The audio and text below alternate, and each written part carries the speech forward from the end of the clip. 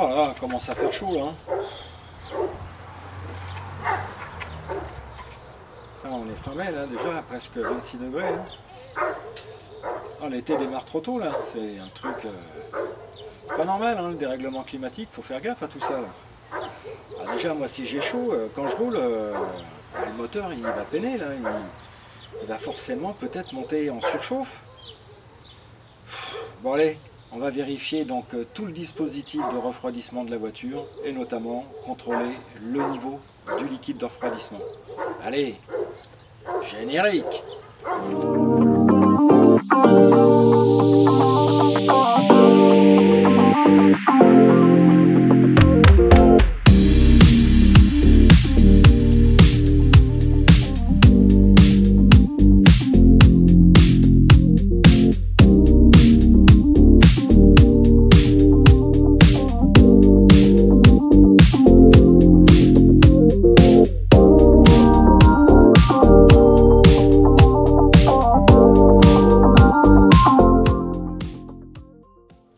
Autant avant, nos véhicules étaient refroidis par air, autant maintenant sur les voitures modernes, il existe un dispositif de refroidissement où l'on fait circuler à l'intérieur du moteur, à l'intérieur de un ou plusieurs radiateurs, un fluide que l'on appelle le liquide de refroidissement. Ce liquide de refroidissement, il a différentes couleurs. Alors parfois, certains vous diront, telle couleur est attribuée à telle marque. On pourrait dire, c'est vrai et c'est faux. Il n'empêche que ce qui est important de savoir, c'est que autant il y a des couleurs jaunes, vertes, rouges, bleues, mais en fait, tout dépend de la composition de ce fameux liquide de refroidissement. Il faut simplement savoir qu'il y a des liquides de refroidissement avec des composants minéraux, enfin minéraux à l'intérieur, composants minéraux, et d'autres où il y a des composants organiques. Voilà, donc c'est tout. Bon, par exemple, une Renault, par excellence, quand on regarde un petit peu la notice technique, eh bien, préconise tel type de liquide de refroidissement, bien souvent, il est jaune. D'accord. Chez Mercedes, il va être bleu. D'accord. Jaguar, il va être rose. Mais peu importe. L'important déjà, c'est de vérifier son niveau de liquide de refroidissement de telle façon à ce que le niveau soit situé entre le niveau max et le niveau mini. Une fois qu'on a ça, déjà c'est bien. Par contre, on ne mettra jamais d'eau, de l'eau pure, dans un liquide de refroidissement. Déjà pourquoi? Parce qu'en plein hiver, à 0 degré, ça va geler. Et l'eau qui gèle, dans les durites qui vont alimenter tout le dispositif de refroidissement du bloc moteur, si ça gèle, la glace va augmenter de volume et on va tout casser à l'intérieur. Ensuite, le fait de mettre vraiment du liquide de refroidissement, fort est de constater parfois, lorsqu'on circule dans les rayons d'un supermarché, qu'il y a des liquides de refroidissement qui peuvent refroidir ou qui peuvent supporter le gel, on va dire, jusqu'à moins 20, moins 25, moins 30, parfois même moins 32. D'accord. Mais là, on parle de gel.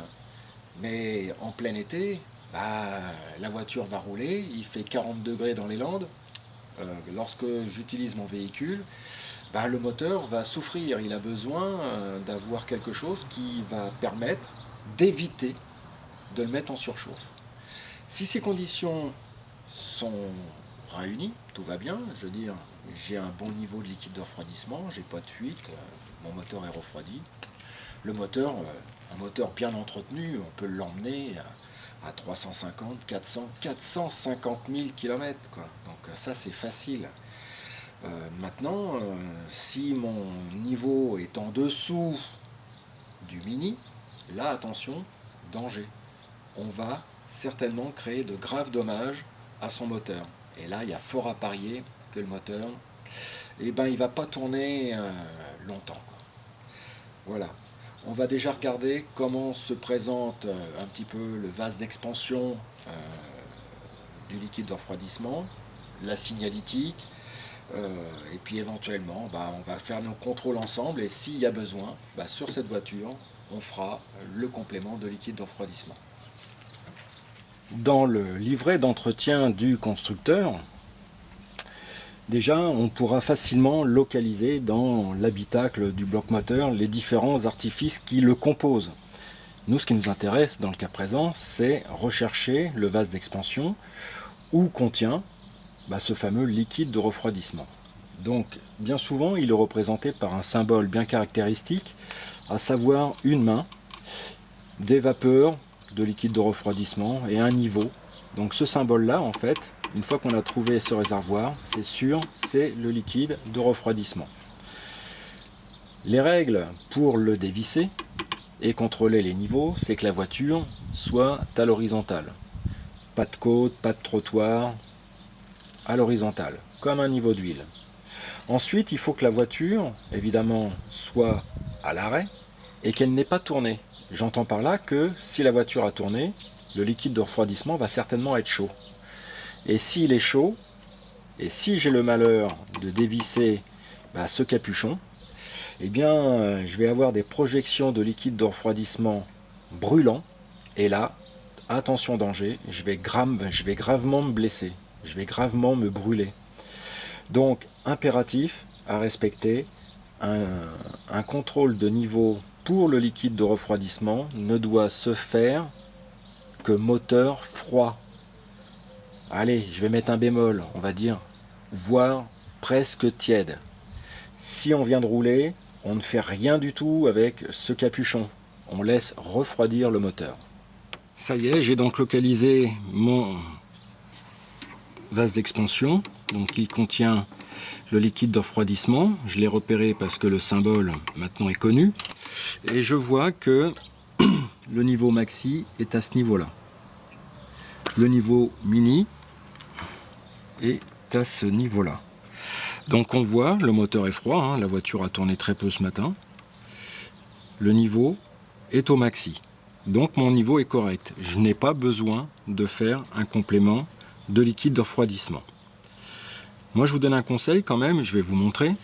Lorsqu'on aura quand même besoin de faire un complément de liquide de refroidissement, je vais prendre un chiffon relativement épais pour peu que la voiture ait légèrement tourné. Je répète, moteur froid ou tiède. Je vais prendre un chiffon épais. Je vais dévisser donc mon bouchon du vase d'expansion que je vais retirer complètement. Je mettrai un entonnoir évidemment dans l'orifice pour éviter de souiller l'habitacle de mon moteur. Je mettrai un chiffon tout autour, donc l'entonnoir sera en place et je pourrai faire mon niveau. D'accord? On fera donc comme ceci pour faire son complément de liquide de refroidissement. Pour refermer le bouchon, je visse à fond, pas besoin de serrer après comme une brute. J'arrive en fond de course et hop, je serre à peine plus fort. Lorsque le niveau de refroidissement est malheureusement sous le mini, ou si l'on constate que le niveau baisse constamment, il va falloir commencer à s'inquiéter. Il y a certainement une fuite quelque part, où il y a une consommation de liquide de refroidissement au niveau du moteur qui n'est pas vraiment normale. Le plus facile déjà, c'est de rechercher la fuite. Le liquide étant jaune, il suffira simplement de suivre à la main tous les tuyaux. Les tuyaux, en fait, on appelle ça des durites. Toutes les durites qui constituent le fameux circuit de liquide de refroidissement et de rechercher un petit peu la fuite. Un truc qui peut être sympa à regarder, c'est justement en ouvrant l'orifice de remplissage d'huile moteur. Car si à l'intérieur du moteur on a un mélange, pour une raison quelconque, de liquide de refroidissement avec l'huile du bloc moteur, bah, peut-être qu'on va s'orienter sur un joint de culasse qui commence à lâcher, quoi. Hein, il va y avoir quelque chose qui est pas clair. Donc on ira du vase d'expansion dans un premier temps pour rechercher la fuite, voir si le vase d'expansion n'est pas fissuré, hein. Le plastique ça s'altère. On suit complètement les durites. On va regarder tous les raccordements qu'il peut y avoir au niveau du radiateur. Donc un petit tournevis, les colliers de serrage comme on a déjà vu dans des vidéos précédentes. Et on se mettra en quête de rechercher une éventuelle anomalie. Voilà, donc si ça vous a plu, un petit like. Vous n'êtes pas abonné encore? Ça c'est pas vraiment normal. Donc allez-y, abonnez-vous. Et je vous dis à la prochaine. Ciao, bye.